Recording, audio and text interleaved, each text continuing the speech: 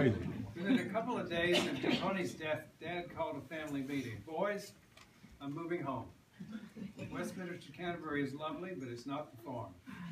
In the final one of their 67 years together, Westminster versus Panorama may have been their only irreconcilable difference.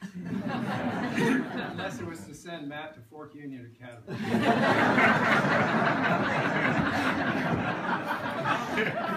Mom spoke relationships and Dad spoke place. Each was exquisitely attuned to that need.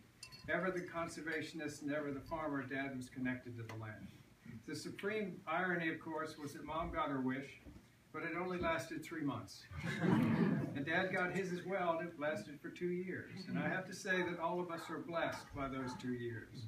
That he was here, he was at home, he was at the farm he loved, and all of us were able to live with him as he slowly declined, and not just visit. He never ate dinner without a family member. Lang, Pam, Megan, and Steve Miller, everyone pitched in, and for that gift, we're grateful. Dad had heart failure, and it finally took him. But he also had dementia, prostate cancer, and a fondness for really bad puns. But the cruelest was dementia.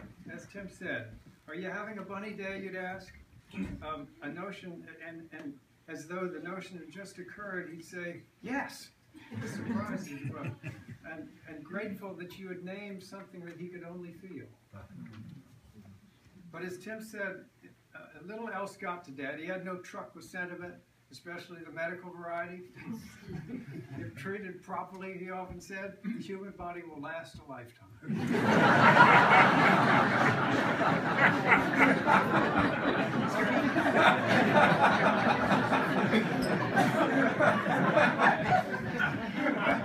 I'd known that I was going to live this long, I'd have taken better care of myself.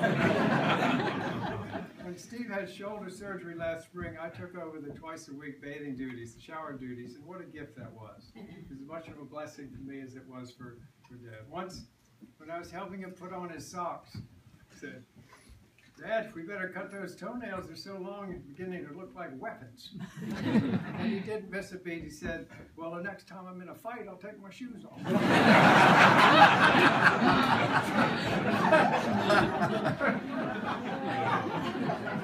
He had wonderful caregivers, and I'd like to point out Sylvia in particular. We owe her a huge thanks for the last 18 months that she spent with Dad.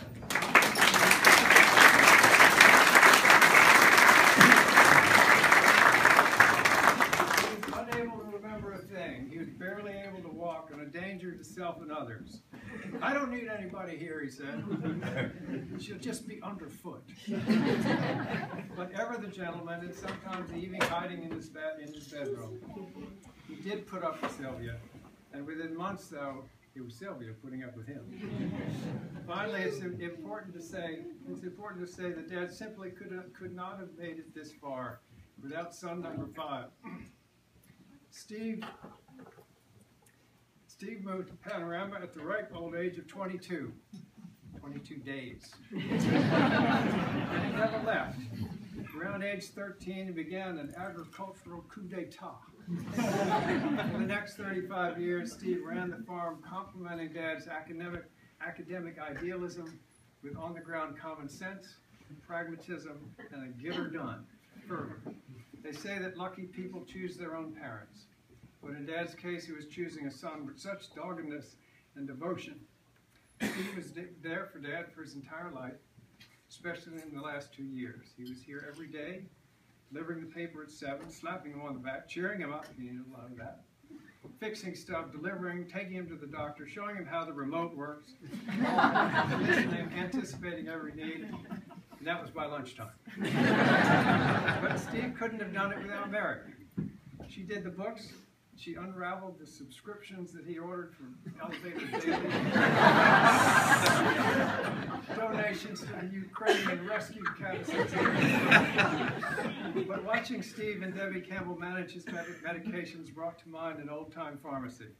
What a team they made. Steve was reporting the symptoms and Debbie translating them into dosages, both keeping him at home, independent, and dignified to the end. Thank you, Debbie. With Dad's opinion of medicines was a Sisyphean task.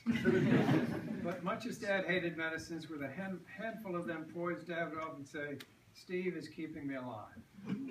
When Mary Dillon from hospice showed up after hearing how Steve was managing Dad's care, she said, "You don't need me." In short, Steve loved his father profoundly, and his family owes him a debt we can never adequately repay. Thank you, Steve, and thank you, all of you, for coming.